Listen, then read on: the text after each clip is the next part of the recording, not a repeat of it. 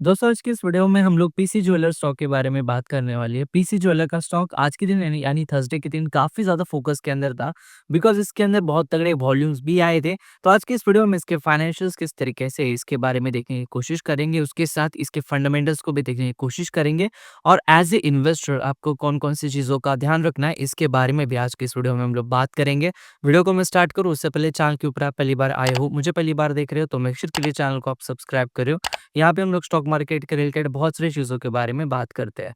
अगर मैं PC jewellers stock की बात करता हूँ, अगर मैं स्पेशली पिछले 5 साल के रिटर्न्स की बात करता हूँ, तो पिछले 5 साल में 875% तक रिटर्न्स अपने इन्वेस्टरों को ये स्टॉक ऑलरेडी दे चुका है।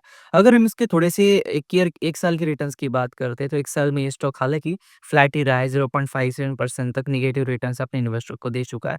थोड़े से फंडामेंटल्स देखते हैं तो मार्केट कैप इसका 9640 करोड़ के आसपास है। काइंड ऑफ एक स्मॉल कैप कंपनी आज के डेट में बन चुकी है। आज अगर हम इसका पी रेशियो की बात करते हैं तो पी रेशियो इसका 16.47 के आसपास है। वहीं पे अगर मैं इसका रिटर्न ऑन इक्विटी की बात करता हूँ तो 9.33 के आसपास इसका रिटर्न ऑन इक्विटी है।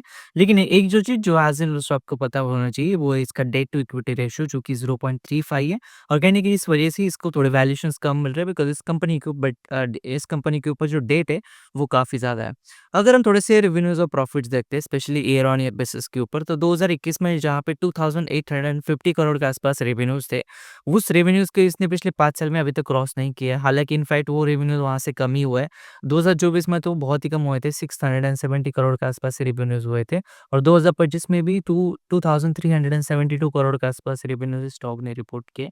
अगर हम प्रॉफिट्स की बात करते हैं तो ईयर ऑन ईयर बेसिस के ऊपर आपको एक अच्छी रिकवरी नज़र आती है, ग्रोथ तो नहीं बोल सकते लेकिन एक अच्छी रिकवरी नज़र आती है बिकॉज़ 2021 में 62 करोड़ के आसपास प्रॉफ़िट था, वहाँ से वो प्रॉफ़िट घटकर लॉस होने लगा।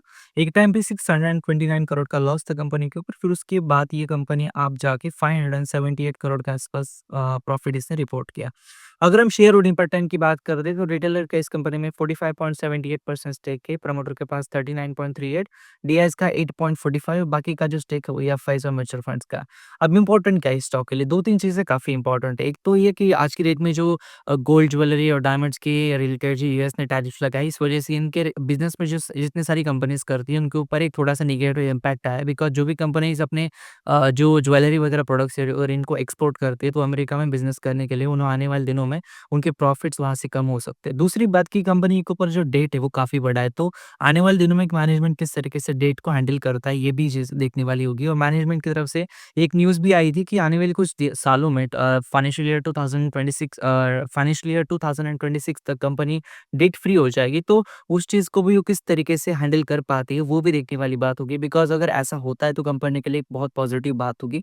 और तीसरी बात कि ये जो स्टॉक की प्राइस है, इस प्राइस के ऊपर जो मैनिपुलेशन होता है स्टॉक्स के अंदर, वो काफ़ी बड़े लेवल के ऊपर होता है। तो ऐसे स्टॉक में पंप एंड डंप होना या फिर हायर लेवल्स के ऊपर रिटेलर को फँसा देना, ऐसे काम भी बहुत ज़्यादा होते हैं। तो एज़ एन इन्वेस्टर आपको थोड़ा-सा कॉशियस भी होना है। कोई स्टॉक ₹10 में, ₹12 में मिल रहा है, इसलिए वो सस्ता होता है और ₹10,000 के ऊपर मिल रहा है, इसलिए वो महँगा होता है, ऐसा बिल्कुल नहीं होता। कई बार स्टॉक जो आपको बहुत सस्ते मिलते हैं, वो और ज़्यादा सस्ते होते जाते हैं और जो स्टॉक आपको महँगे महँगे लगते हैं, वो और ज़्यादा महँगे होते जाते हैं बिकॉज़ जिन स्टॉक्स का बिज़नेस इतना ज़्यादा स्ट्रॉन्ग है, तो ऑब्वियसली उनके अंदर कुछ न कुछ ऐसी बात होती है यूनिक, जिस वजह से वो आगे जाकर इतने बड़े प्राइस के ऊपर ट्रेड करते हैं। तो एज़ ए इन्वेस्टर आपको ये 2-3 चीज़ें थोड़ा-सा कॉशियस के साथ देखनी है और उसके बाद ही आपको अपना खुद का डिसीजन लेना है। ये था आज का वीडियो। वीडियो कमेंट करो उससे पहले चैनल को सब्सक्राइब कर देना, वीडियो को लाइक कर देना। धन्यवाद दोस्तों ये वीडियो देखने के लिए। धन्यवाद।